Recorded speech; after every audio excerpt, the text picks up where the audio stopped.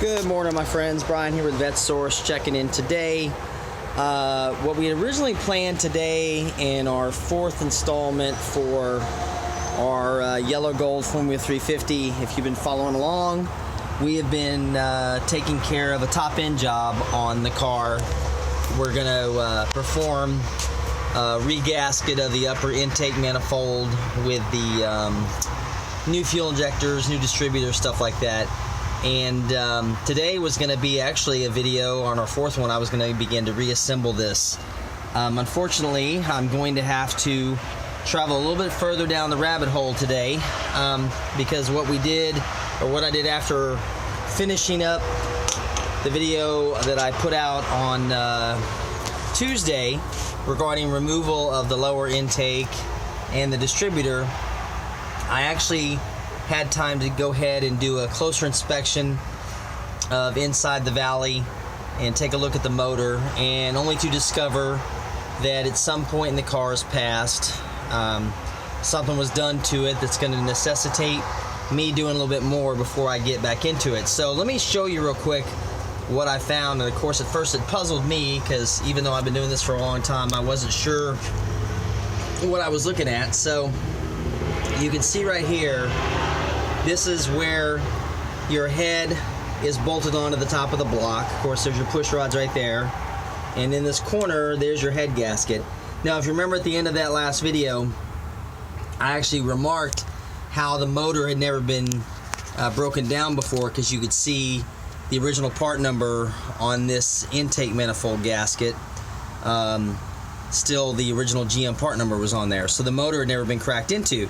So when I started looking a little more closely at this, I noticed this heaped up material that was here, and it's there, and it was back in this corner, and it was really gruddy looking. And at first, I thought to myself, that's kind of weird. I've never seen sludge on a motor collect in parts like this. And then you notice here, this side is relatively clean. There's one spot right there that had a little bit. So all of a sudden, as I looked at it a little bit further, I clicked what that is block head gasket sealer.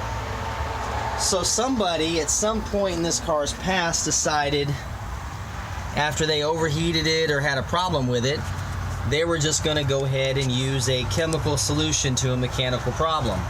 So if I had to guess, what I'd say is that they overheated the car at one point, and you can see the driver's side head is the one that took the worst damage because it's got block sealer or head gasket sealer everywhere coming out of it.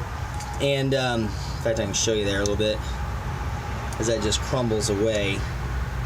But so they just poured a bottle of this in there to make it run again, which always boggles my mind, because why in the heck would you have a nice car and then you go cheap on the repair? Now, I'm not going to get into the merits of arguing about head gasket sealer.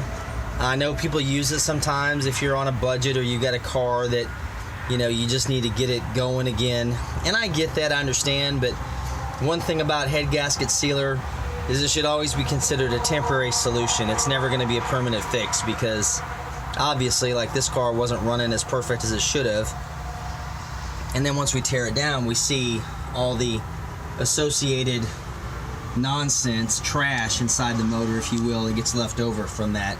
So now another thing, this car only had a few owners before me, and it stayed with the original family until I think 2013 or so. So I'm assuming that probably the second or the third owner, the young man I bought this car from, may have been the one that threw the head gasket sealer in there, just to get it running correctly. But you can see that this is not something you want to do. So from here on out, there's no way I'm going to put this thing back together again like this. We're going to go ahead and take the heads off. And you can see too, if you look down in here, they actually went ahead and replaced the radiator. That's a brand new radiator. You can see inside. It's really clean. So more than likely what happened was the car overheated. They drove it around too much, and then with a head gasket failure, they just put that head gasket sealer in there to keep it running Now I'm not even sure if that happened at the same time as when they burned up the smog pump, locked up the smog pump. Those might have been separate issues because I've still got some things to replace on that smog pump. So what's going to happen today or next video, instead of me putting things back together again, we're going to go further into this. So you can see I already took our accessory bracket off here in the front. I did that off camera because there were quite a few bolts involved in this. I had to get that out of the way. I'm going to be taking this bracket set up off the car over here, the power steering alternator bracket. We're going to go ahead and get the exhaust manifolds off, one here, one over here, and then we're going to go ahead and remove the heads, cylinder heads. Now, small block Chevys are all fairly standard as far as getting the cylinder heads off of them. It's the same procedure, but at least you guys will be able to see. We're going to take this down to the short block, essentially, and we're going to make sure that our pistons and everything looks good inside of there, that nothing's damaged.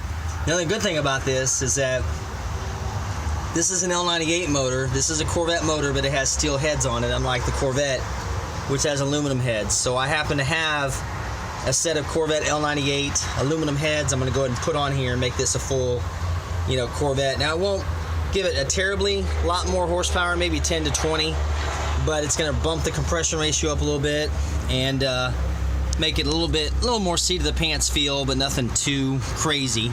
Just something I'll do since I'm already getting down into here. So probably next week I'll get into tearing this down. I'll probably divide this up again.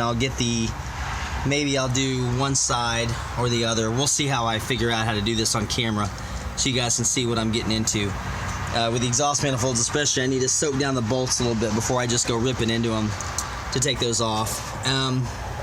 So yeah, that's our work stoppage, if you will, for the week. Like I said, we just, and there's nothing to be angry about. It's just what happens. People sometimes will do things, especially when you're driving these older cars. You guys know, if you watch me, I'm an advocate for older cars and driving them and maintaining them. And sometimes you just have to fix some of the poor repairs that were put on them before you to keep them on the road again. So we're going to do this right. We're going to do it permanent.